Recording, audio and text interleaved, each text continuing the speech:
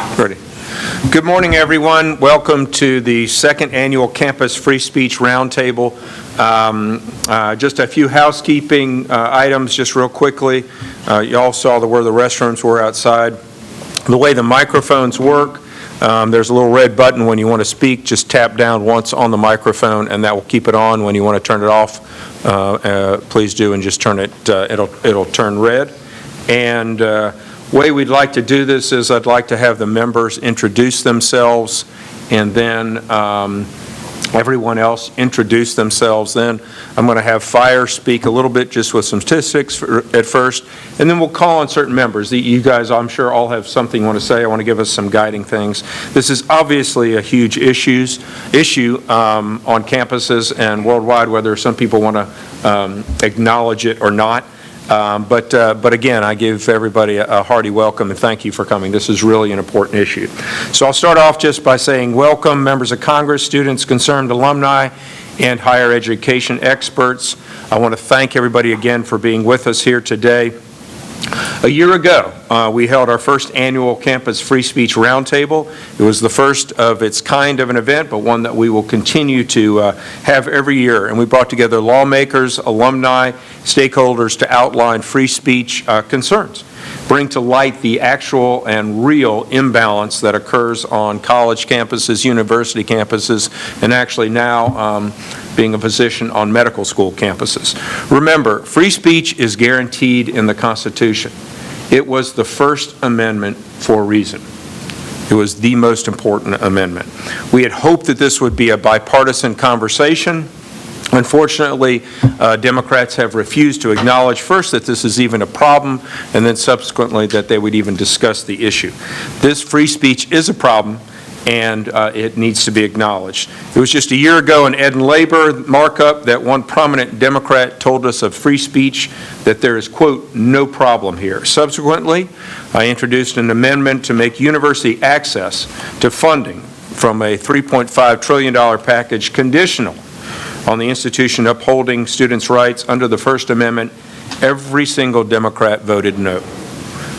We see this now on the world stage. You look at what's going on with Twitter, how free speech was tilted to one side, so this is a national issue. And now that the American people have entrusted Republicans with the House majority, it is more important than ever to make the First Amendment and First Amendment protections a top priority. I'll discuss a little bit more about my personal experiences at Davidson College when I was on the Board of Trustees and when I was alumni president, and seeing that college, which used to be a bastion of accepting free speech, accepting different points of views, now under the past administration's leadership, seeing that skewed so far to one side. Fortunately, we have somebody here from Davidson College, Mr. John Craig, that will speak about the issue, he and I as alumni. So at this point in time, I want to thank everybody for coming. I would first like to introduce Dr. Virginia Fox. She's presently the ranking member of the Education and Labor Committee for her introduction. Thank you, Dr. Fox. Thank you, Dr. Murphy, for convening this group and for the leadership that you're giving to the issue. It is certainly one of the most important issues facing our country today. It doesn't get the headlines that a lot of things get, like forced getting the shots, the vaccinations, and those kinds of things. But free speech is critical to our country. As you pointed out, it's in the First Amendment. It obviously was on the minds of our founders when they put in the Constitution, and we couldn't get the Constitution ratified until the Bill of Rights was put in. So it's obviously on the minds of the people of the country when this country was formed, and it's still on the minds of people. Freedom of speech and thought on college campuses is essential, though, to one of the most important missions of the university, the search for truth. The universities ought to be the marketplace of ideas, but they have lost their way in that respect. And so I am delighted that we have this roundtable today and that Dr. Murphy has taken the lead. It's certainly an issue in our committee, as he has said, and I appreciate what he is doing to call attention to the matter. Did you want me to continue with my remarks? all You do want to wait? let's all do Introduce. introductions, and Okay. then we'll go Well, with things. let me say this about me and my issues as it relates to education. I served on a school board for 12 years. I was a university administrator for 15 years, and I was a community college president for over 7 years. So my experience in higher education tells me things are changing and not for the good. Thank you. Thank you, Dr. Fox.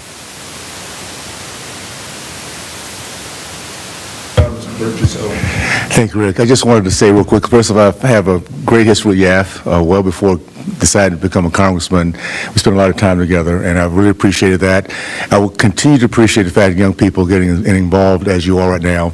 I'll just keep it real brief right now. I grew up in the shadows of Florida A&M University back in the 60s.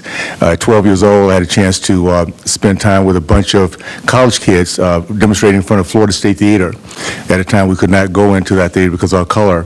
One thing that I knew as a 12-year-old is that we had protection. We had the right to speak up, and we had a lot of young people who understood that right, and they took advantage of it in a very peaceful way. So I had a chance to understand and see firsthand what it was to have this right that people had in an environment that was not very positive, but they took that opportunity, and of course, because of that, things changed in our country.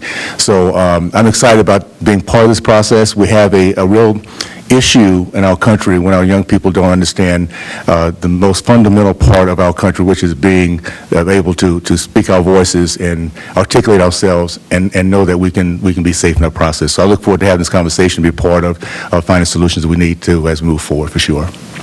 Thank you, Burgess. I will just also point out, Burgess is the ranking member on the subcommittee on early childhood, elementary, and secondary education on the Ed and Labor Committee, and it's really honestly at that level where we still need to even go back and make sure that the kids are free to speak at that age. So next, I would like to introduce my colleague, Representative Kat Kamick. She is the co-chair of the Campus Free Speech Caucus. And Kat, just hit the little button and you'll go green. You've got, just please introduce. We're just doing introductions at this point. All right, wonderful.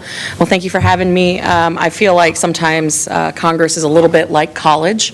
We're moving right now, and since I sleep in my office, my dorm has been completely packed up, hence the reason I am in flip-flops today. But as the youngster of the group, this is obviously something that I don't feel too far removed from. I've told the story before.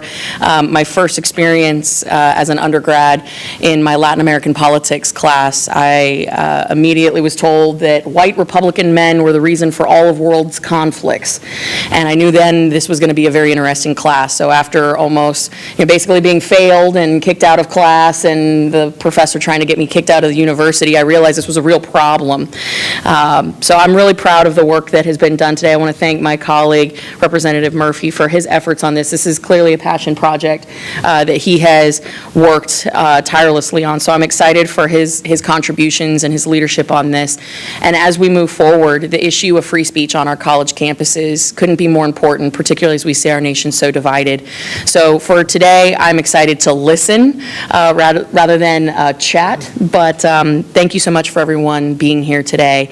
And I'm excited for what's to come in the 118th. Great. Thank you, Kat. Next, it is my honor to introduce my dear friend, Dr. Marionette Miller-Meeks. She is presently the ranking member, hope to be the subcommittee chair, or should be the subcommittee chair, on Higher Education Workforce Investment Subcommittee. With that, Dr. Miller-Meeks. Thank you very much, Dr. Murphy, and it's a pleasure to be here with you all. And it's a shame that we don't have more people at something that should be foremost in the media, in the press, and on college campuses. Although I'm not recently graduated from college, I have 2 children I put through college and was on faculty at the University of Michigan and the University of Iowa, and continue to go to the University of Iowa frequently for medical education. I remember when my son went to college and the president of the university spoke and said the most important skill set in a global economy is critical thinking. You cannot have critical thinking unless you're presented a variety of viewpoints. If you're only presented one viewpoint or a variation of one viewpoint, you don't develop critical thinking. And more importantly, what I saw through my children in college and my time on faculty was the ability for students to be able to express thoughts, to have a discourse or a debate with their college professors was extremely lacking. The search for truth, as Representative Fox said. More importantly, what happens in our college campuses, what happens even to the elementary school level, as Dr. Murphy said, those are the future leaders, we say time and time again. If future leaders don't believe in free speech and are not exposed to free speech on the college campus levels, those are the ones that will be making legislation, laws, and directing companies in the future. So it's critically important that we address this now at the college level and even earlier than that, and that's why I'm here. Thank you. Again, so I guess we'll just do introductions, and then we're really just going to get into the meat of the program. Carolee, we'll start on that side of the table first, and Carolee, if you can introduce, and then Greg and Nick. All right, awesome.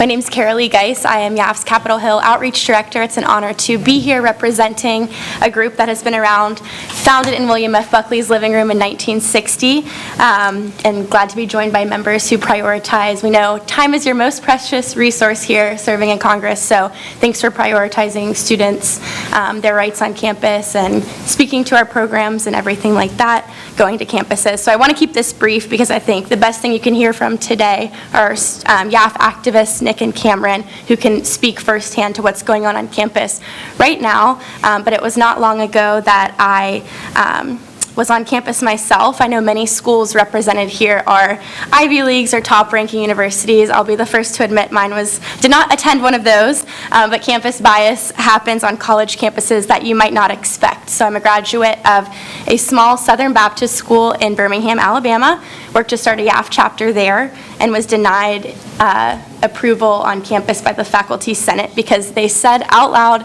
in email that it was offensive to communists. So they put all this in writing, the media picked it up, and people stopped giving money to the school. So that's when they realized that they had made a huge mistake there. But it was a testament that liberal academia had infiltrated truly everywhere, even a school where the gates closed at 10 p.m. and College Republicans was the biggest membership organization on campus.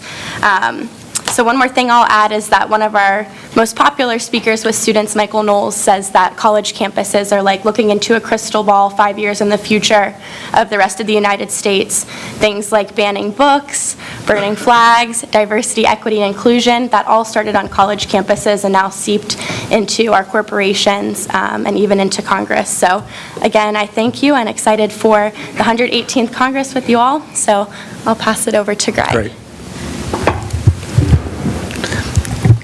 These are mobile, so you can pull them close to you. Thank you. Thank you for the opportunity to participate in this roundtable. My name is Greg Gonzalez. I'm a legislative fellow with the Foundation for Individual Rights and Expression. As many of you know, FIRE is a nonpartisan, nonprofit organization dedicated to defending free speech rights for all Americans, excuse me, with particular emphasis on defending those rights on our nation's college campuses. For those of you who know FIRE well, you probably recognize my intro that we've expanded our mission. In July, we were excited to announce that we are expanding our free speech mission beyond college campuses. Free speech in higher education will continue to be part of our mission, and as before, we remain truly a nonpartisan organization with staff from across the political spectrum. Now, I want to be brief with my opening remarks, but I want to say we're proud to have released our third annual Campus Free Speech Rankings, which surveyed about 45,000 undergraduates at over 200 universities across our country with respect to their attitudes with respect to free expression. The data showed that over 80% of students self-censor at least some of the time, with over 20% of students self-censoring often. Even more worrisome, over 20% of students says it's acceptable to use violence to stop a campus speech. Now, I'm happy to get into more of the data. Greg, say that again, because I think that bears. Yeah, so over 20% of students said it is acceptable to use violence to stop a campus speech. Yeah, think about that. Very worrisome. Now, I'm happy to get into more statistics later, but I want to keep my intro brief. But once again, thank you for inviting all of us here, and it's a very important issue, and I look forward to the rest of the discussion. Great, thank you. Nick? Awesome. Good morning. Thank you, Congressman Murphy, for having me. I'm Nicholas Cabrera, current fourth year at the University of Virginia studying astronomy and environmental sciences. I also serve on the board for the Jefferson Council, and I'm president of the Young Americans for Freedom chapter at UVA. And I chose to attend the University of Virginia because it was and is Mr. Jefferson's. But now it feels like we're starting to stray away from those Jeffersonian values that the university was founded on. For instance, in a student council meeting in which I acted as an elected representative, a piece of legislation that concerned a joke made by a professor was debated. In that discussion, one representative said, "Guess what's not protected under the Constitution? Hate speech. So let's start there." And then another said, "Hate speech is not protected." I repeat, hate speech is not protected. And the following days of this meeting were filled with hate and hostility. I had to file a police report because I was getting verbal threats. And it really does stem down to what some of you all talked about, just education in general. Is it miseducation? Are these students being falsely educated on the First Amendment by their professors? So there's so many examples to cite about campus bias. So I look forward to talking to them more as we move on. Great. Thank you all. Great. Cameron? Thank you all for having me. My name is Cameron Spivey. I'm a junior at Washington and Lee University, which is the 9th oldest institute of higher learning in the country. I'm a major in both American history and classics with an emphasis on Latin, and I have a minor in poverty studies. Through my 3 years at WNL, I've been highly involved in campus leadership. I was vice president of College Republicans last year. I'm the president of Students for Historical Preservation, which is a club about teaching and preserving WNL's 273-year history. I'm the president of the Habitat for Humanity chapter on our campus, and as of this year, I'm the editor-in-chief of The Spectator, which is a conservative publication. I've also done some work with YAF and continue to do events in cooperation with college Republicans there, such as the 9/11 memorial that we did the last couple of years. But in my 3 years here, all of the activities I've done have been met with a lot of backlash. My school was, along with many schools across the country, engaged in a very tumultuous name change decision starting in 2020, whether or not to rename our university. And I've been a strong opponent to renaming the school, and with that I faced charges from the school. I was charged with unbecoming conduct for distributing educational pamphlets. I had banners stolen and flyers ripped up even by faculty members, and I have video of that, of one particular faculty member. Nothing was done to them. It's a continual issue. My sophomore year, College Republicans was told that we could not campaign for Glenn Youngkin, which kind of defeats the purpose of having a political organization. And the school eventually backed away from that policy after election season, but we've actually not seen if they're going to uphold their new stance for 2024. And then both last year and this year, we've had issues with this mob of students who think that they have the right to cancel anybody and say whatever vicious language they want to students. I hosted a lecture on Robert E. Lee's presidency, and we had an accredited historian come. Myself and everyone else involved with it were slandered online, profanity, all sorts of mean allegations. Nothing was done to them. And then just last month, one of our writers for our magazine, we had to pull down his article after he requested because students disagreed with his view on traditional masculinity and decided that they could harass him, tell people his class schedule posted online so that people would come to his class, send notes on his dorm room, and he had to leave the school for a couple weeks because the pressure was that much. And so this is a continual issue that keeps coming up, and I'm just here to speak more upon the issue. I've brought it up with my university administration time and time again, as have other students, and if these issues keep happening, it seems to me like nothing is being done, and I'd really love to see that change. So thank you all for being here today. All right. Thank you, Cameron. All right, we'll start with this side of the table, and Ed, if ever good to just do some brief introductions, and then we'll get into the kind of meat of what everybody's discussion is. Thank you, Congressman, and thank the other members for inviting us. I'm Ed Yingling. I'm a co-founder of the Princeton Alumni Free Speech Group, and I'm president of the national group, the Alumni Free Speech Alliance, or AFSA. When we met a little over a year ago, Congressman, and at your first roundtable, we had 5 member groups, 2 of which did not legally exist, and a 2-page concept piece. In October of last year, 2 of us wrote an op-ed in the Wall Street Journal that launched the Alumni Free Speech movement. We were not prepared for the response we received. We were a very small dog that caught a very big bus. But since then, we've been running as fast as we can to create more alumni groups and to strengthen our existing ones. I would point out that one of our missions, we have members from UVA and WNL, is to protect these students. We've been aided by support from both ACTA and FIRE. Briefly, these are the 15 alumni groups we now have. As I read them, I ask you to note the diversity of the schools. And I would add, one of you mentioned it's an international issue now. We have a clone. We now have a United Kingdom Alumni Free Speech Alliance. The schools are Princeton, Davidson, UVA, WNL, Cornell, Yale, MIT, Lafayette, UNC, Wofford, VMI, Harvard, Bucknell, Stanford, and McAllister. And there are at least 5 more that are going to join us in the next couple of months, and we believe we'll double our size in the next year. Why is the movement taking off? I'm reiterating what several of you said in your introductions, but alumni realize their schools are in trouble, and it's about more than cancel culture. Free speech, academic freedom, and viewpoint diversity, which is our mantra, are fundamental to the very concept of a university. In fact, they are fundamental to the advancement of knowledge. Universities exist to advance knowledge, and knowledge only advances if new concepts can be put forth, debated, tested, modified, rejected through a continuous process. Without that, universities are nothing more than indoctrination camps. I want to finish by mentioning 2 huge problems on campus that are coming into focus and that deserve your attention. I'm not going to go into details. If we have more time, we will. But the first is the proliferation of required DEI statements in hiring and promoting faculty. I'll just give you one quick example. The entire University of California system, the largest system in our country, under that system, all applicants for faculty positions are required to include a DEI statement. It is a screen. If you cannot get through the screen, it goes to the DEI people first.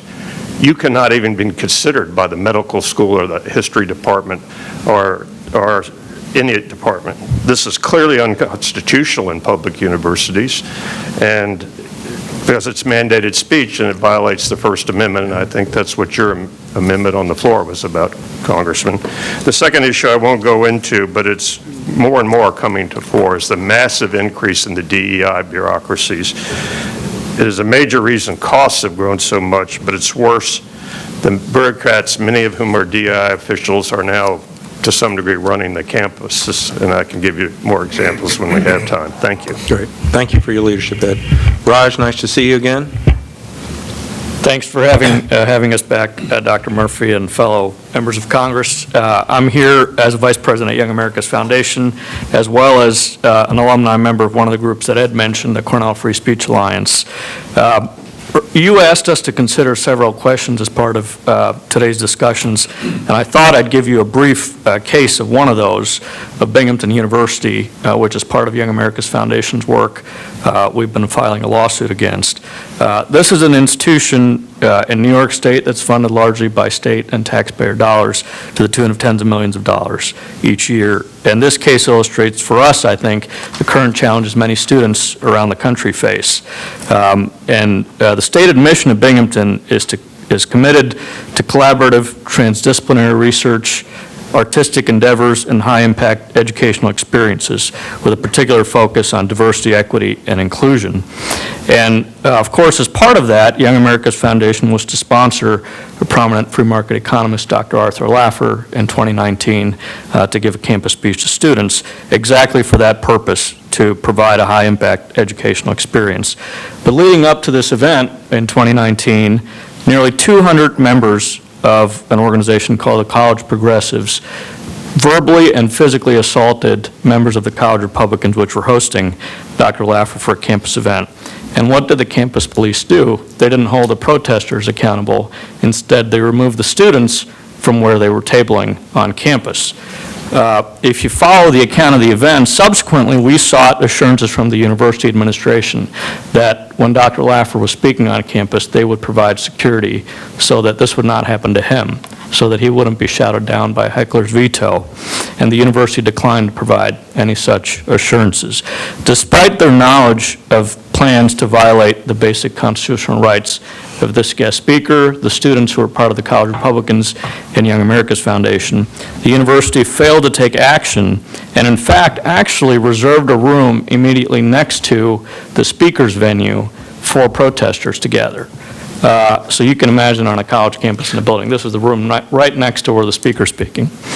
When the speaker arrived at the Binghamton Airport the day of the event, campus police met him there and attempted to persuade him to not even set foot on campus. When he actually began a speech on campus, protesters swarmed the lecture hall and disrupted his remarks seconds within his speech. And again, instead of removing the disruptors, campus police instead removed Dr. Laffer from the venue, even though he expressed no desire to leave. He was forced to leave the venue through a back entrance and had to be quickly driven away from the airport. After the event, the university administrators took no action whatsoever, and still haven't, against the protesters, but instead suspended the College Republicans from being a registered student organization. On a basic human level, they didn't even bother to ask the speaker or the students who were part of the College Republicans about their safety on campus. Why do I share the case of an incident that happened in 2019, which seemingly now seems like a lifetime ago? First, in its failure to allow a guest speaker to deliver his lecture, the university failed to uphold its basic constitutional obligations and its own stated mission to advance diversity. Second, because this is a perfect example of a dragged-out federal lawsuit that happens when it comes to free speech rights on campuses, which we're now fighting 3 years later, and it's nowhere near the finish line. Most importantly, all the members involved with the College Republicans who are involved with this event have either graduated or will have graduated by this spring semester. It's a perfect case of a university, a large university, well-funded university, dragging its feet and hoping to run out the clock on its students. And last, I think it's important to note, the speech of this guest speaker was focused on economics. Not that it should matter, but it was not a culture war issue, so to say. In other words, the ideas or topics were not the problem. The problem was the behavior of other students and administrators who either did not understand or value constitutional rights. So I'm glad we have two students with us today, because I would just ask us to put ourselves in the shoes of an 18 or 20-year-old college student who's trying to get a degree and needed to be supported by a national organization, by a pro bono corporate law firm, which is gratefully taken on this case for us.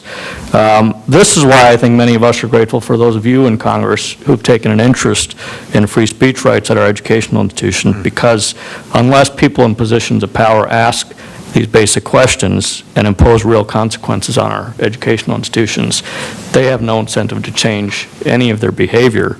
So I know I went a little bit longer, but I thought a case was instructive, so I appreciate you allowing us to share some thoughts today. Raj, that just brings, I know, I won't belabor just for introductions, but it just belabors, as soon as you were saying that, all I could think of was the race riots when they were trying to bring, African-American children into school.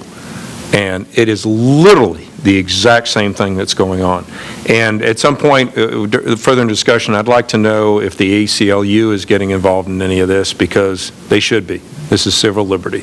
So if not, they're hypocritical. They're absolutely hypocritical in their purpose. So anyway, I'd like to introduce a good and dear friend of mine, John Craig. John and I are alumni of Davidson College, and he and I were seditionists several years ago when we brought to light the abuses of power that were occurring at our campus, and we were attacked for it in the media and by alumni, et cetera, et cetera. And John has been the vanguard of working on free speech at Davidson. So, my dear friend, John Craig.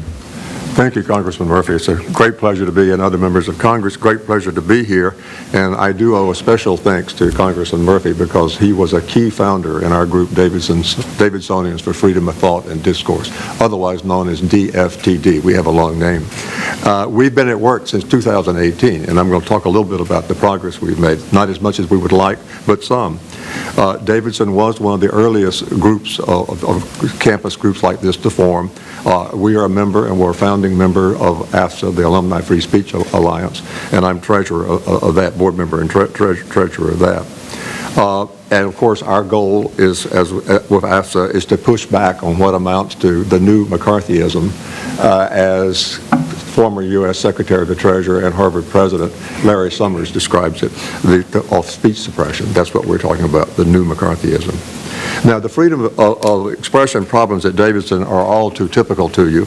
I'm going to give just a few examples that come from the FIRES 2022 survey. We've done 21 and 22, and they say the same thing. At Davidson, a fine, wonderful liberal arts college, venerable, 69% of students are afraid to disagree with a professor in class on a controversial issue. Believe it or not, over two-thirds. 54% are fearful of expressing their views on a controversial topic to other students in an open campus space. And 72% are fearful of saying anything that might be controversial on social media. This is disturbing. Also disturbing is that only 37% of Davidson students say they're not certain that the administration would protect their rights of free speech. Very, very shocking.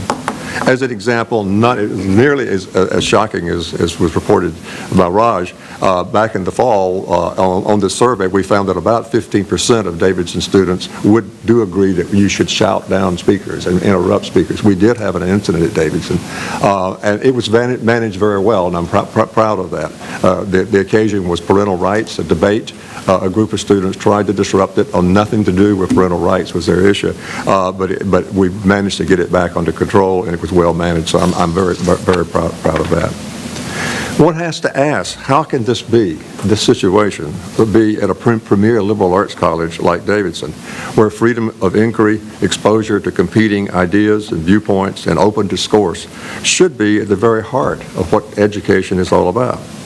And how can it be that Davidson's statement of purpose, which is lengthy, well done, extraordinary, makes only a passing emphasis of notice at the end to the importance of freedom of expression and teaching kids to think critically and exercise their rights of free speech?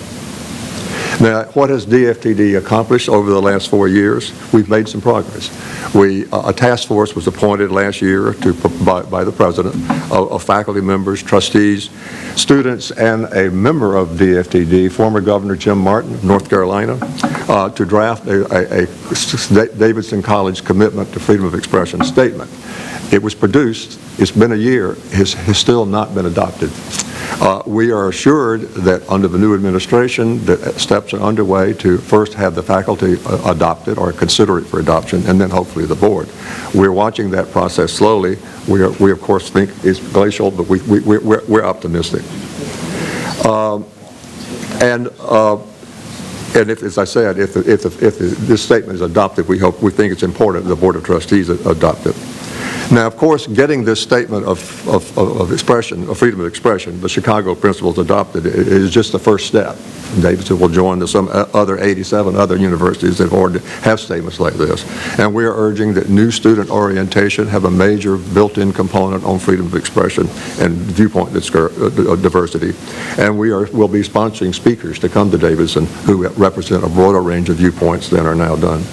Just one other point in conclusion on the diversity, equity, inclusion issues. At Davidson, we have encountered a serious discussion on the trade-off that some see between freedom of expression values and diversity, equity, and inclusion. As you know, most American universities have adopted a fresh new commitment of promoting the self-awareness of victimization among many previously marginalized groups and are proposing and working on corrective measures.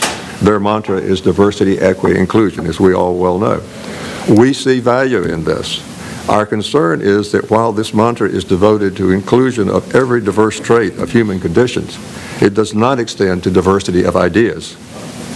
In those academic disciplines that impact public policy, it's especially important that diversity, equity, inclusion include diversity of our ideas. In our view, the freedom to think and express one's thoughts is primary to learning and liberty itself, more primary than one's appearance, the experience of one's ancestors, of one's sexual orientation, as important as all of these values are. So this is what we're doing, and we're very grateful to be able to be part of this group today to discuss what we can do about it going forward. Thank you. Thank you so much, John. Thank you so much. You know, it is diversity in everything except thought, period. So, Dr. Jackson, if you'll introduce yourself. Thank you very much, Congressman Murphy, and thank you to all the members for being here today and for taking this topic so seriously and for having us here to discuss it. My name is Bradley Jackson. I'm Vice President of Policy at the American Council of Trustees and Alumni. At ACTA, we are extraordinarily concerned about the sorry state of free expression and civil discourse on campuses around this country. It has become a national embarrassment, particularly among the greatest liberal democracy that has ever existed in the history of the world, that we are no longer teaching students how to engage appropriately in difficult conversations touching political and policy issues in this country is unconscionable. We need to be training the next generation of citizens and leaders, and if they can't have conversations with people who disagree with them on political and ideological matters, we're going to have a very difficult time, indeed, leading this country into a brighter future. My own background is in political science, and so I see this in my own classes, and I see this in universities around the country as I've traveled around them. So we must help universities to get their houses in order, to once again advance knowledge and not simply focus on a narrow ideological agenda. And this is why ACTA has been working tirelessly in order to improve these issues. Now, ACTA has a broad mandate. We are a nonprofit, nonpartisan organization focused on topics like academic excellence, academic freedom, and fiscal accountability on campus. We work with boards of trustees as well as concerned alumni to improve the situation on campus in all these matters, including, for example, history curricula and the sad state of U.S. history curricula around the country, with so few colleges actually requiring U.S. history education as part of a degree in this country. However, over the last 8 years, academic freedom has become more and more central to our work because it is one of the preconditions to good education happening on campus. And if you don't have that precondition in place, you simply cannot do the educating that these campuses are designed to accomplish for our country. And so we have built a number of programs at ACTA to help address this. We have our Campus Freedom Initiative, which has proposed a gold standard for free expression, 20 different points that colleges and universities must maintain if they're going to have an excellent environment for free speech on their campuses. We find that very, very few campuses around the country live up to this gold standard, and we are doing everything we can to bring more and more light to this issue so that can be this greater social movement on behalf of fixing the issue. We are also very proud to be partnering with the Alumni Free Speech Alliance to help support the excellent work that they're doing on campus, as well as working with the groups Braver Angels and Bridge USA to bring campus discourse and debates to hundreds of campuses around the country to improve the discourse environment directly. So I'm very happy to be here today. I will keep these remarks short with the hopes that we can get to the conversation, but I appreciate this opportunity to speak with you all about these important matters. Thank you. Great. Thank you very, very much. If I could just make one point to all Sure. of you. We couldn't have said this a year ago. All these groups and these students, we're now all talking to each other. There is a network all across the country. And that wasn't true a year ago, and part of it was your work in bringing us Yeah, together. well, I mean, this is a team effort, and I'm really glad. I'll just say a few things, and then I'm going to turn to Dr. Fox and then other committee members. I'd really like to hear just the full report from Fire, just on what it's doing. You know, the only way I think this happens is, one, we continue to speak out.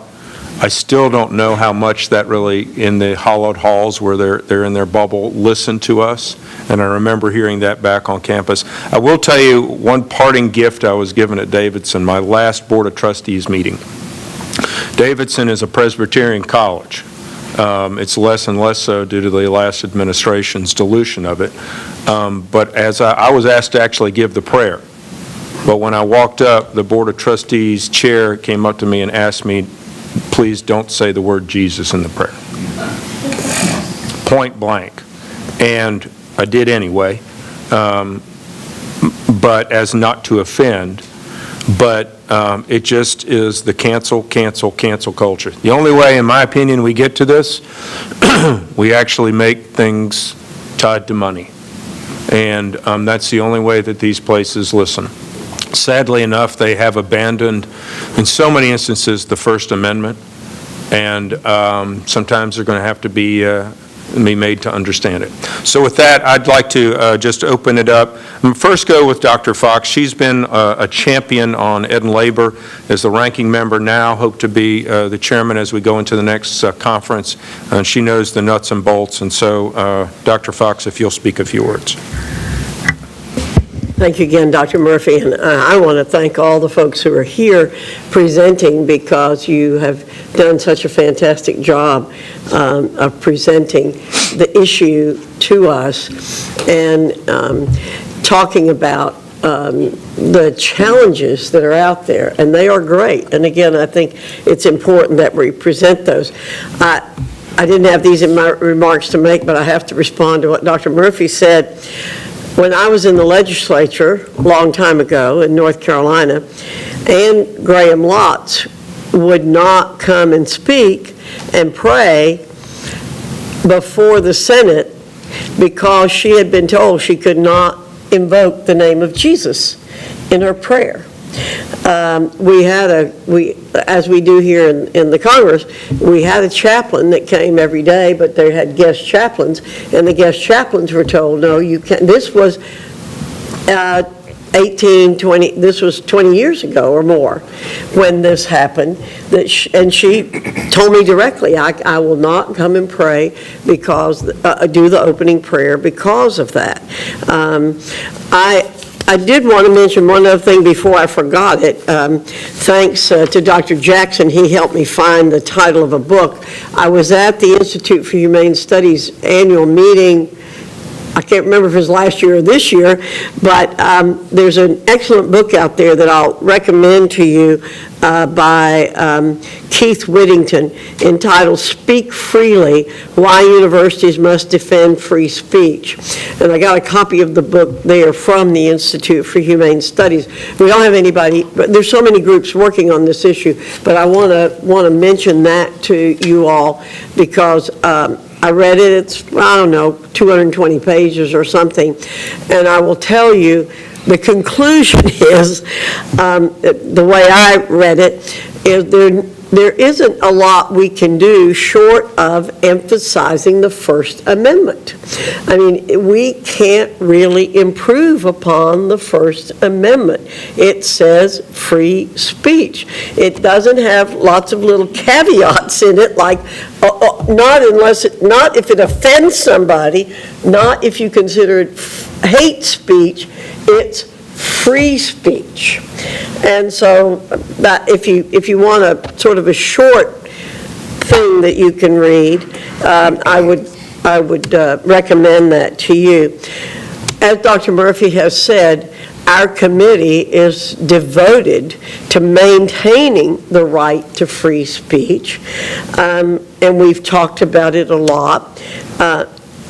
Most of us, again, going back to whether you could mention Jesus' name, believe that the freedom to speak and think freely come directly from God. And the state, of course, we know the Constitution was set up to control the government, not to control the people. And unfortunately, too many people have lost sight of that, because there are constitutions in other places that outline the rights of people, and therefore there's been kind of a distorted view of what our Constitution does.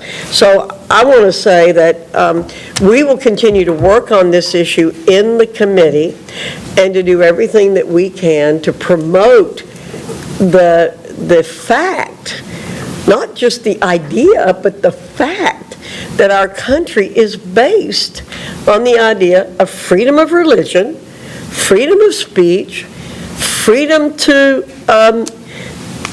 convene together peacefully to promote your ideas. All of those are right there in the First Amendment, and the things that you're talking about are what are being infringed upon on the college campuses, and a free country cannot tolerate that. So I'll stop there, because you guys have a lot of things to share with us that I want to hear. Yeah, what I want to do, we have about 40 minutes left, and if we can, I'd like for Fire to introduce some things. I'd like the members to also have their speak, but then I really also want to hear from you guys and some of the meat things. So, Burgess, for a few comments? First of all, just to kind of follow up on something you said earlier, I've never been more excited about our country's future than I am today, because we're finally talking together. The most powerful three words in the history of mankind is "we the people." And once we find out that we're under attack, we kind of get out of our freedom bubble, we go to work. And that's what's happening right now. So the fact that we're starting this process, thank you again, Greg, for what you're doing. This is happening across the country, by the way, because parents and all of us who've ever understood freedom and realize we're under attack. Let me just say this. I had the benefit of growing up in Deep South in the days of KKK, Jim Crow, and segregation. So I know what it was to have courage, to see courage from the adults around me, to see the idea of belief in our country and freedom and what they're willing to put out to make that happen. And I'll say that based on this, there's one thing that the KKK, these woke leftist tenured professors, these bureaucrats who have no idea what their name is, these computer warriors who will attack behind the computer screen, what they have in common with the KKK is you pull back the hood, the black mass, you see nothing but cowards and bullies. Mm-hmm. So understand that light is how you fight against these kind of people. You see fear when you realize who they are and when they are pointed out to who they are, because they can only work in the darkness. So I want to say this first of all to young people, thank you, seriously, for your courage, because it does take a whole lot. Unlike the campuses I grew up in, we at least knew we had the protection of police, protection of our colleges. We knew when we get out there that we would be able to give our voices and know that in the end the day would come to be the right things. We're fighting against that right now. We have establishments that are truly lost their way. So just understand this. I'm going to just leave with this one thought. Why am I so excited? Because I know how our country began with Judeo-Christian values, and the fact that we're talking about the fact of the lack of courage from people saying the word Jesus Christ.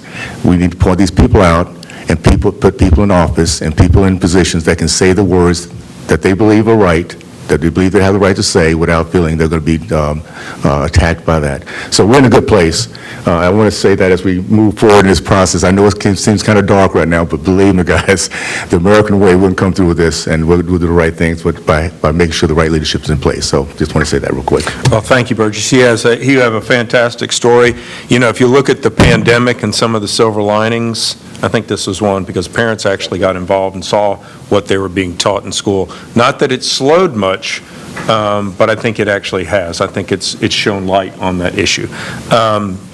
Representative Kamek, if you'll give us a few words of enlightenment. Well, I am very encouraged, much like Burgess, about the fact that we're here, we're starting the conversation, elevating the conversation. It's never been more critical as we, like I said earlier, face one of the most, certainly in my lifetime, one of the most divided times that I've seen. For the Campus Free Speech Caucus, which we formed in the 117th, we're looking ahead into how can we take the work that happens here, the legislative efforts of Representative Murphy, Representative Fox, and others, how can we take that and put it into action? We have 221, 222, depending on which day it is, and which election's getting called. God bless California.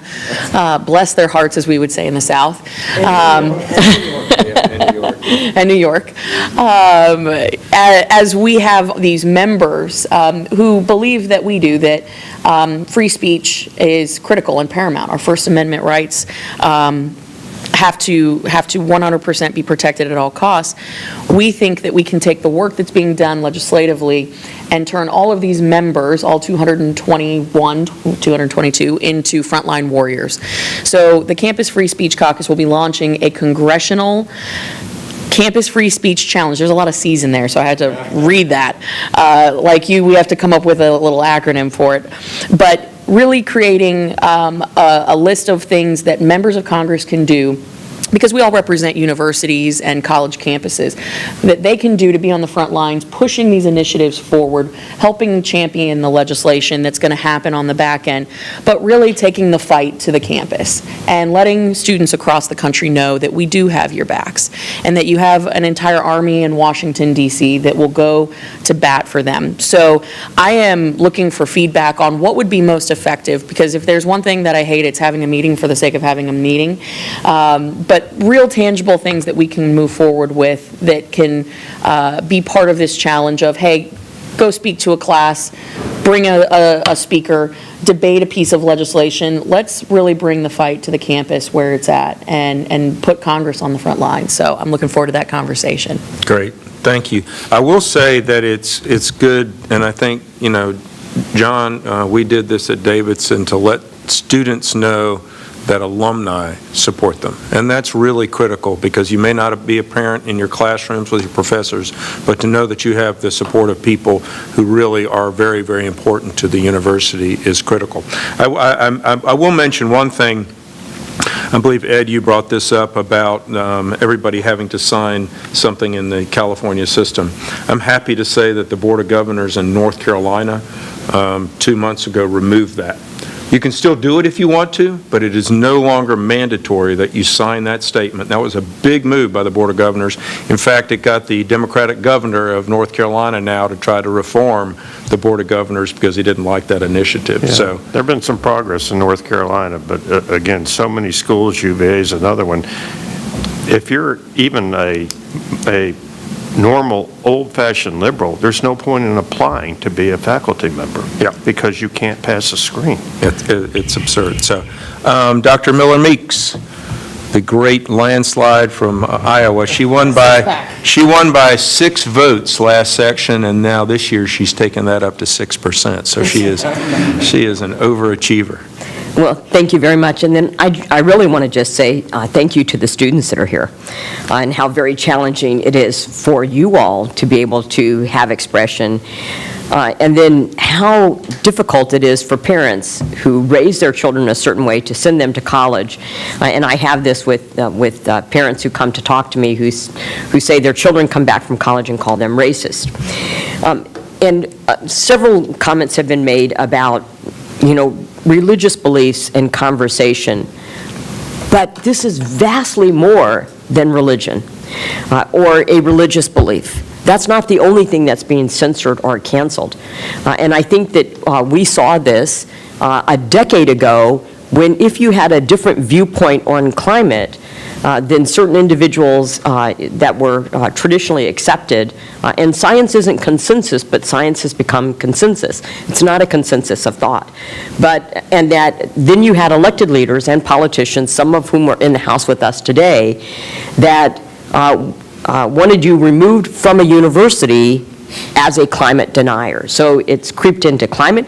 Recently, I just read about an article in economics being removed. It's an economic article related to COVID-16, but because they didn't like where the facts led and what they were talking about, the articles pulled down and removed. And we certainly saw that as physicians during COVID-19. So this is vastly more than just religious speech or controversial speech.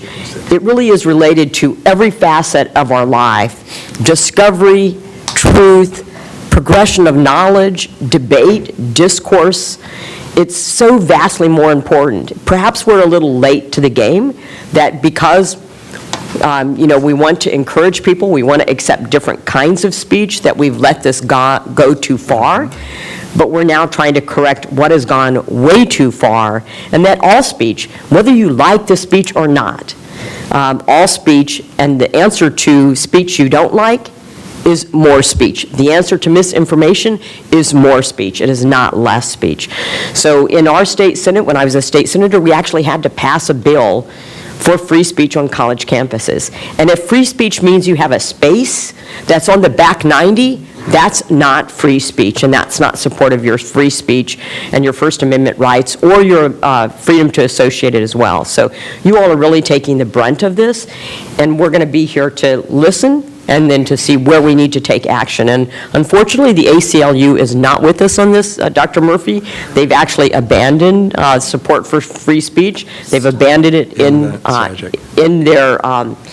their platform. They've written about it. And so part of this may be, in fact, foundationally getting back to money. Parents, don't send your kids, don't pay tuition, don't get loans, don't support college campuses that don't guarantee free speech, and then it may be for us in Congress to also limit funding. I agree. Thank you, Dr. Milks. You bring up one point, are we late to the party? Well, perhaps, but the reason we were is we were being tolerant.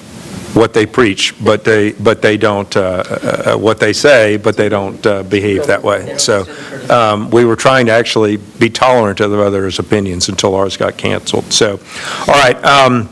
Well, thank you all just for introductory comments. Greg, I would like you to give just a brief update with fire, and then we're going to go around, and I would like to each have your all discussion. So we got about a half an hour. Our commercial break is starting then. Perfect, thank you. So like I said, we were happy to have our third annual campus free speech rankings recently released. I have copies given it to the rest of the roundtable here. But a couple of the other statistics that I wanted to bring up are more than 3 in 5 students express worry about damaging their reputation because of someone misunderstanding what they said or had done. And over 1 in 5 reported that they feel a lot of pressure to avoid discussing controversial topics in their classes. Now, this is obviously at college campuses where you should feel free to, discuss these hard topics and really to be wrong. If there's a place to be wrong, it should be college campuses. So it's really unfortunate that students really feel that they can't do that.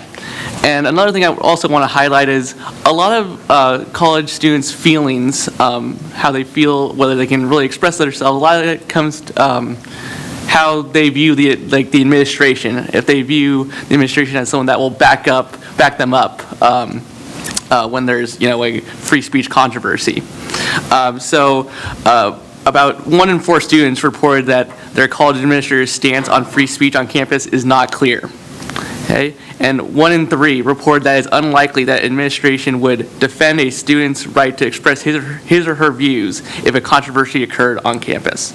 So just right there, you kind of see that students don't really always feel that the administrators will actually back them up in these circumstances, and that's like an area that administrators can do better work on and make clear that they will stick up for their students. One way they can do that is by adopting the Chicago principles, the Chicago statement, and then of course actually living up to those principles. But that's a good place to start for sure. All right. Well, Greg, thank you. Carolee, do you care to add on to that? Sure. Perfect segue, because the administrators typically don't care. And so one thing that we see, rather than just simply banning an event, I'll give an example. UC Berkeley, the home of the free speech movement, of course. Oddly enough, YAF worked to host Ben Shapiro at UC Berkeley, and instead of outwardly banning the lecture, instead the administrator said, well, you have to have this off-campus, remote location, students without a car couldn't get to. Also has to be at 3:00 p.m. when classes are in session. And by the way, students, you need to pay a $20,000 security fee, which is 3 times greater than Justice Sonia Sotomayor's fees just a few months before. So naturally, YAF sued them, had Berkeley rescind their policy for viewpoint discrimination, heckler's veto, which Raj was mentioning with Dr. Laffer, and then the high-profile speaker policy that they just happened to do just for that one. I know John brought up some other statistics about nearly 70% of students not feeling comfortable sharing their views. A lot of students that we work with feel that they have to decide between speaking up for what they really believe in class or, going to law school, going to grad school, because they need that professor to help them out and to write a good letter. Another thing we find is that students struggle to find a faculty advisor, to have a YAF chapter, to have someone by their side fighting for them. So working on, having a network within our free speech caucus of having those brave professors who actually think like us would be great. But really, unless students have conservative grandparents or parents, they won't hear these ideas without having free speech on campus. So it's very important. So thank you. So in essence, so many college campuses now are teaching their students to be disingenuous or deceitful because they all don't come with these liberal views. But for those who want to advance, want to get good grades, go to medical school, as you said, other schools, they have to toe the party line. So talk about teaching what are essentially immoral things. Think about that. So anyway, Ed, Raj, John, and Dr. Jackson, if you guys want to say a few comments. Ed, we'll start off with you. I'll make a couple of real quick ones. You keep adding new points. Berkeley, so I have a young person I know very well who's applying to Berkeley. Kind of hope she doesn't go there, but for a PhD program, and she sent me the application, and the application has a personal statement. You read the personal statement, which you have to give to be a grad student. You have to swear that you're a justice warrior to get in. And so you can't even get into some of these schools now with that. Congressman Owen, I can't do it as eloquently as you did, but we have on our Princetonian site quotes from Frederick Douglass, Martin Luther King. John Lewis has a great quote. The civil rights movement wouldn't have been without free speech. So you're so right. I just wanted to go back to one point I mentioned, because it's more and more a problem, and that is the growth of these DEI bureaucracies and bureaucracies in general. It's a huge cost. If you look at the numbers in some of these campuses, UVA's number is huge. Michigan, I think somebody mentioned Michigan, has an unbelievable number of just bureaucrats. And of course, they all have a point of view, and it's the same point of view. But I'm just going to give you 2 examples of this problem from my alma mater. At Princeton, the bureaucrats launched a vicious attack on a professor for an article he wrote, even though the president of the university had said it was protected speech. So then the bureaucracy launches an attack on him. When called out by some brave professors for violating Princeton's own rules, the bureaucrats, the same bureaucrats, by the way, wrote a legal opinion defending it that contained blatant falsehoods. A standing faculty review committee, overwhelmingly progressives, and this shows that they're starting to be concerned about this, said that ruling was wrong and should be investigated.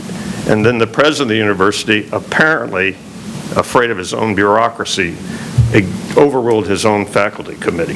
So the bureaucrats violated their own rule and got away with it. Another one is Stanford. You may have read about this, a sad story of a star soccer player at Stanford who committed suicide. And she committed suicide because she was being persecuted by the bureaucrats. And right before she killed herself, she had gotten a letter from who the bureaucrats had been investigating her, gotten a letter saying there was going to be a hearing and she might not be able to graduate. She killed herself 2 days later. Her parents didn't even know about it. The issue was she spilled purposely a cup of coffee on a football player. I think he could probably protect himself. But the bureaucrats act as investigators, they act as judge and jury, and they act as prosecutors. There's no due process. Fortunately, her parents are suing Stanford, not because they want money. They're suing to point out that this system is wrong, and it's all across the country. Faculty are afraid of these bureaucrats now. So, let me just turn real quick. I just want to hear from the students. What's been your experiences? Are you guys happy with being a light in the midst of darkness? No, it definitely has its difficulties, and I just want to bring up 3 short examples real quick. We talk about the diversity, equity, and inclusion initiatives, and I definitely think they're a guise for discrimination. So basically, we brought Kellyanne Conway to speak at the University of Virginia, and prior to that, Ibram X. Kendi, a critical race theorist, was paid $30,000 by the Department of Diversity, Equity, and Inclusion, and we asked that same department to fund Kellyanne Conway, and they offered us $300. So one of the most accomplished women in politics, they weren't willing to fund. Nothing against, bringing a critical race theorist, right? College is a place for learning. All viewpoints should be expressed and conversed. In February of 2021, I ventured to Orlando for CPAC. And of course, I wanted to get pictures without a mask with many people who I was excited to meet with. And I posted one on my Twitter account, being as happy as I was. And then the next day, I got a notification that I was being put on a trial by the University Judiciary Committee for not wearing a mask in that picture. And the punishment I was facing was expulsion from the university. So I could not take a picture without a mask, but students posting on Snapchat at house parties without masks are condoned. And I asked where was their logic. And this case was ultimately dismissed thanks to a lawyer who got involved. But this case was blatantly unconstitutional and no one faced consequences for it. And lastly, I just want to share with you all just one more instance of probably miseducation of the student body. The editorial board of the Cavalier Daily, our student newspaper, when we were hosting Vice President Mike Pence, published a piece titled, "Dangerous Rhetoric is Not Entitled to a Platform." And that was the headline. So just not one rogue student, the whole entire editorial board. So I just think that those experiences definitely speak volumes to what's happening on college campuses, and I know Cameron has some more examples as well, but yeah, it's crazy. Well, don't take that too personally. I got canceled by the editorial board at the Davidsonian, so bless their hearts. They wouldn't, by the way, they wouldn't print a rebuttal to me being attacked, but I can't wait to get invited back to their campus to speak. So quickly, Cameron, let me have what your experiences are, and then we're going to go to our other 3 panelists. Yeah, I mean, they're not too different from Nick's. My freshman year, this is honestly, I think, the one that's most significant for me personally. I was literally charged for unbecoming conduct and for violation of quote, student affairs policy. Because what I had done was distribute these pamphlets on Robert E. Lee's presidency at our school. And it was a list of 14 facts. Here's what he did with housing. Here's the classes he added, this. Nothing offensive about it. I distributed 400 across the entire campus in the freshman dorms and on all the academic buildings, everywhere I could put them. And meanwhile, I had a $100 banner stolen by students. At night, they cut zip ties and walked off with it on camera, and I called the campus police to investigate it. And so then I got an email from one of the student judiciary bodies saying, "Oh, we'd like to meet with you, to discuss." And I thought it was about my banner, because that made sense to me. So I go and sit down at this meeting, and they say, "Yes, you're being charged with conduct unbecoming a Washington and Lee student." And I asked for what?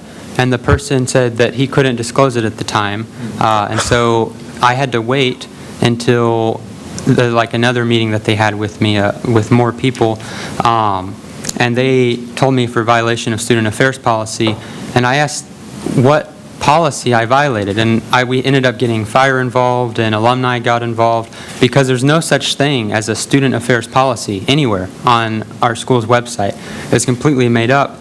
And then after I kept inquiring and I emailed all the administrators, they dropped the case. The student head of the body emailed me back and said, after further consideration, we've decided to drop the charge. Still never explained what I had done wrong. I didn't know putting out educational literature was an incorrect thing. So then I continued to pursue what was the concern, and I was, everybody redirects. You have this huge bureaucracy, and it's, well, that's not my field. Email this person. So I emailed the person in charge of housing, because I was told maybe the dean of housing, I violated some rule there.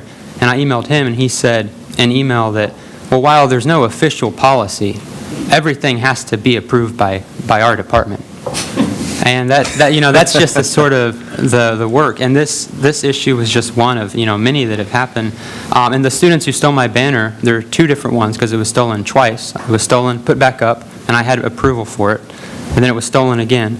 Nothing happened to them. They're still on campus. So that was the irony, is that I was the one who had unbecoming conduct.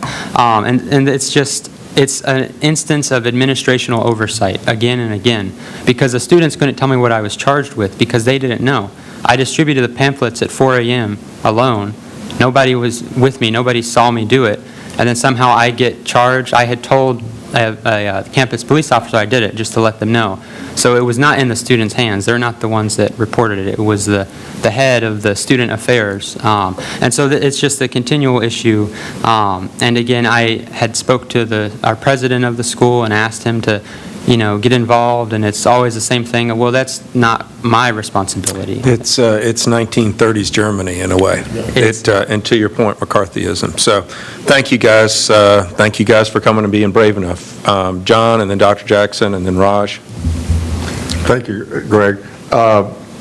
In all this discussion, I think we really need to keep sight of also of what's happening to the quality of education. Amen. As a result of the free speech suppression. And it's major, is what I'm seeing. Just as an example, and of course you can't pin it all on the free speech issues and the doctrinariness, but at Davidson recently, and Davidson's a terrific university, college, so please don't let me view this as disparagement of Davidson, but a very prominent and distinguished economist was actually a dean of the faculty at Davidson in the past, wrote a piece that was published by the James G. Martin Center for Academic Renewal in North Carolina this year on what's happening in Econ 101, teaching it. Students don't come to class. They don't do the assigned reading. They have challenged doing the math. They don't take advantage of the professor's visiting hours and so forth. As a result, Econ 101, fewer and fewer people are taking it because there are less challenging courses to take. At this year's graduation, about 60% of Davidson students, graduates, received honors, summa, magna, whatever degrees. Now, how can 60% of a student body get honors awards? And when you and I were there, it was about 20%. About 20%. Yeah. About 20%. So this is happening all over. The consequences of the free speech movement and the diversity equity are really profound on the quality of education, and we must really worry about it. It's the future of our country that we're talking about. Absolutely. Absolutely. Good point. One John. other point I'd like to make, if I can do it, it's lonely out there in these jobs, leading free speech dissident alumni groups. So the support of Congress is really crucial, and the caucus is so valuable to us. I just want to thank you. And the more visible you can be, the more public you can be with what you're doing, we value your support. So thank you very much. Great. Dr. Jackson. Thank you very much. I just want to begin by agreeing wholeheartedly with John that the state of academic excellence in this country, or the lack of academic excellence, is very concerning, and this free speech issue that we've been discussing certainly plays a role in that, although there's a broader issue of falling standards and the decline of core curricula that also needs to be discussed outside of the free expression issue. Representative Kamek mentioned the need for like ideas for what to do about it. And so a couple of thoughts along those lines of things that, could be done. In general, ACTA has been working for years to try to convince institutions of higher education to reform themselves from within by showing them how important it is to their mission statements and to their stated goals to make some of these improvements. However, failing that, there are certain legislative remedies that could be looked at without violating any of the principles of academic freedom. One thing that we could think about, and this, I think, speaks to some of the malfeasance on behalf of administrators that we've heard of again and again today, is that many of these administrators are protected by qualified immunity standards under the law, so that they're able to violate the rights of students and to cause tremendous amounts of heartache and sometimes reputational damage lasting into the future without being themselves personally liable for any of the things that they do, particularly if they're at public institutions. And if there are more court cases that get decided on behalf of students, the more that happens, the more there's a record in the law that allows these qualified immunity standards to be overcome. And so private rights to action for students to be able to take their schools to court, to prevail in court, makes it harder and harder for these administrators to stand behind the shield of qualified immunity. And without that shield of qualified immunity, they might be a little bit less likely to violate people's rights so wantonly and cruelly in many cases.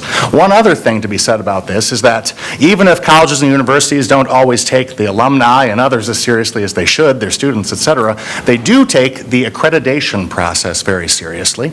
And under 20 U.S. Code Section 1099B, there's a lovely list of 10 things that colleges and universities need to show in order to become accredited. It'd be simple to add a appropriate free speech environment to that list of accreditable things, such that schools could no longer receive the accreditation they need to be institutions of higher education without showing that they have an appropriate free expression environment on campus. So there are things that can be done to reset the table, to create incentives for colleges and universities to once again perform the functions that they were designed to perform for our country.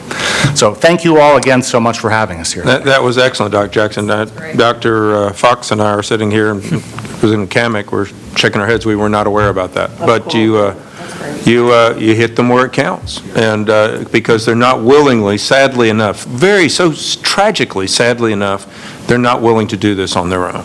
And there's the self-policing is not working very well. We get calls about, student loan forgiveness. Well, why aren't the colleges and universities cutting their cost?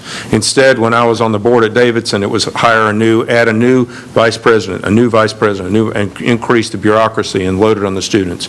But with us, with Dr. Fox at the helm, hopefully some of that will change. Raj? Actually has a study that shows the bureaucracies involved. Yeah, and I brought that up at a board meeting, and I was, because we were the lowest of 42 sister schools, and I pretty much got canceled at that meeting.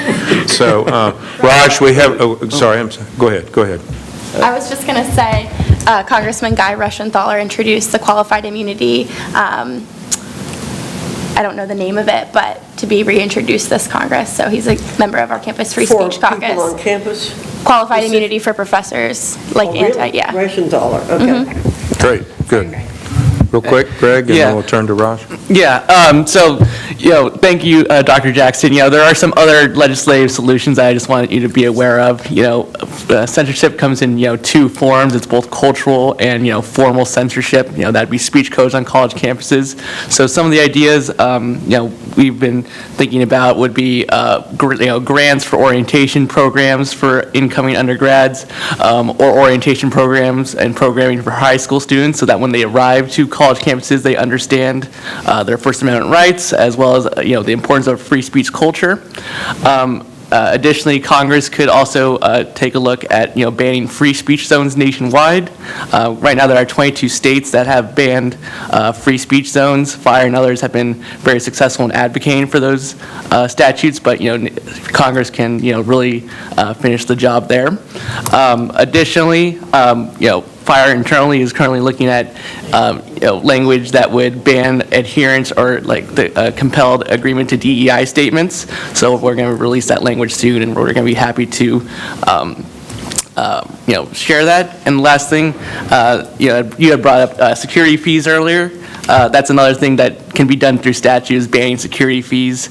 A lot of these campus groups, they bring on speakers and, they're charged exorbitant fees because they think the speech will invite protests, and that just creates an unconstitutional heckler's veto. So Yeah. those are some of the ideas. Greg, to your point, when you were a professor at Davidson years gone by, you had to sign a state of Christian commitment. That was gone away. But now we have the religion of wokeism, which is these DEI statements, and so it's the same type of thing. Raj, we have about 5 more minutes. Sure. If you want to wrap us up, and then we'll all just have some final quick comments. Sure, thanks, Dr. Murphy. First, I want to answer a question you asked earlier, which is, did the ACLU get involved with Young America's Foundation's lawsuit against Binghamton University? And the answer, I think you already know the answer, is no. Typically, when we support students on campuses, it's usually our litigation partners, which are right-of-center organizations, in this case, Alliance Defending Freedom, which support us. And again, in this particular case, we were offered services, pro bono services, by a prominent law firm, King & Spalding. So again, on the note of what Cameron and Nick mentioned, of students needing legal support, external legal support to protect their basic rights, this is very commonplace. And oftentimes, even at the national level, we have to retain outside legal support to protect students' basic speech rights when it comes to legal cases. I would also note 2 other things and potential ways for you to consider in holding colleges and universities accountable. One, which you're well aware of, you've already noted, is financial. You hold the purse strings for these institutions. I would delineate between public and private institutions. Oftentimes, we talk just about public universities as places where we can hold administrators and others accountable, which is true. But the truth is, even at many of our leading private institutions, hundreds of millions of dollars each year flow to research funding.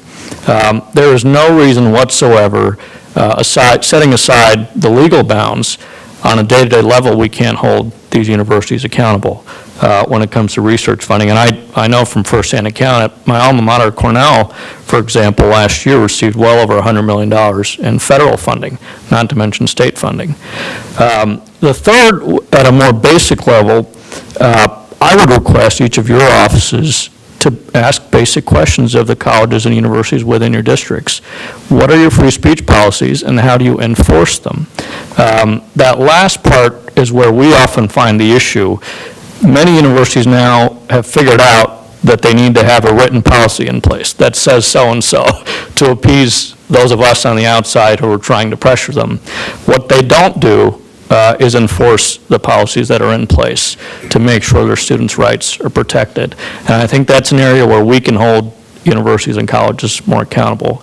I think you're already doing many of these things, but the more you can encourage your colleagues in Congress to do the same in their own districts, I think the pressure will fall on institutions. So appreciate everything that you're doing and your colleagues are doing. Thank you. And I will say this, going with Dr. Jackson's point, when working in medicine full-time, when JCHO would come around, they would always look to see whether you were following your own policy. Whether you didn't, they maybe then disagreed with your policy, but whether you're following your own policy. So this is where accrediting institutions, yes, you can put lipstick on the pig and say, yes, they're doing it, but are they really doing it?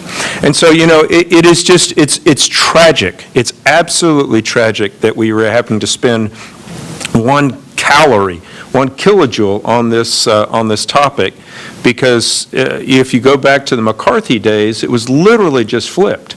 And so now this is what we're seeing. We are absolutely seeing people being cordoned off because of belief, and it is do as I say, not as I do. And I'm very heartened, and I hope you guys carry this message back to students, that people outside universities do care. People outside universities are watching, and we will not give up on this despite them trying to wait us out. Dr. Fox pointed that out. A lot of colleges and universities try to wait you out till you graduate and move on. We're not going anywhere anytime soon, and so we will continue to fight this battle with you and for you. So I want to thank everybody for being here today. We're going to be doing this until the issue gets done. Yes, sir. Would it be possible to make one announcement? Yes, sir. Can you identify yourself? Sorry, Tom Hager, I'm with the MIT Free Speech Alliance, and there is progress at MIT. There will be on the 4th of April a debate between merit, fairness, and equality, and diversity, equity, and inclusion. And we expect it to be a high-profile, well-attended event with possibly a lot of press. So we'd like to encourage a diversity of people and organizations to show up there. So it's going to be hard to get in, but if you would like to show up in person, contact me. What day again? 4th of April 8th, 4th of April. I believe, yeah. And I can get you details. Is it visible? Is it Zoomable? It is also Zoomable. It's April 4th. I'm just trying to see if... Anyway, we would encourage everybody that we... Are we in session? Are we in session? To come to that, because we think it's going to be a seminal event, because it... Oh, we're not in session. Or it is based on what happened to... And where is it being held? At MIT? On the campus? Okay. 4th of April, and I'll get you details. I Well, don't know. it'll be live streamed, because it'll be live streamed to all our members. It will be live. Okay. Okay, All right, well, thank you. thank you. Thank you, Representative Murphy, for once again holding a wonderful roundtable. Thank you. All right, Dr. Fox, she's going to end the show. Okay, thanks.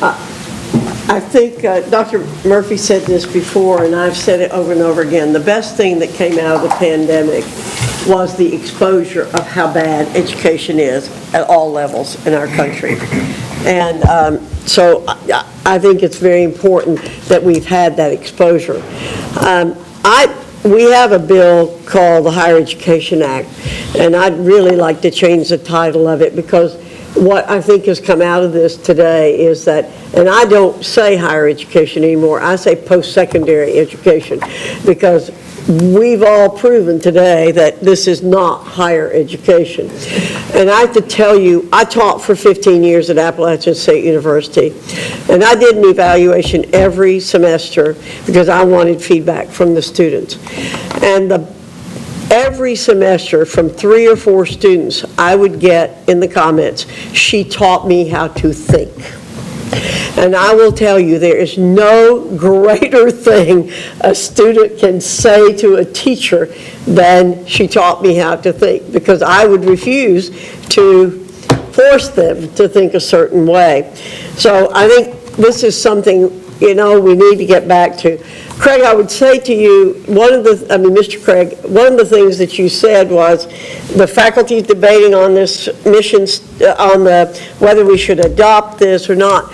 It seems to me that the universities ought to have it in their mission statement, and that the trustees should do it. And if you're going to work there, by golly, you sign on to that, as opposed to it coming from the bottom up. You're going to get the most namby-pamby statement that could possibly be given if you leave it up to the faculty. It is true we have no diversity of ideas. It is true there is a total lack of due process on the campuses for practically everything. Okay, you're accused of violating a policy that doesn't exist, and good for you for asking to see the policy in writing. And it's true that accreditation may be the key to this. But the last thing I want to tell you is we had a wonderful reform of post-secondary education 5 years ago, which we could not get passed in the House of Representatives because too many members, Republican members, could not buck their university system. We will have a reform coming up in the next session of Congress. We will need the help of all of you to help put pressure on members of Congress, Democrats and Republicans, to get them to support a true reform, which will reform accreditation and a lot of these things, and will have a really strong statement about free speech. So I'm going to put you on notice now that we're going to put you to work when we come up with this piece of legislation that we're going to need help with. The bottom line is there are not enough people in this country with backbone. And some of those people are in Congress, some of those people are trustees, some of those people are faculty, some of those people are students. They're all over. But for us to be able to do the kinds of things you're asking us to do, we're going to have help from outside. So this has been very, very informative, and I want to thank Dr. Murphy again and all of you for what you're doing. And when Dr. Fox says she's going to put you to work, she's going to put you to work. So with that, thank you all very, very much for coming.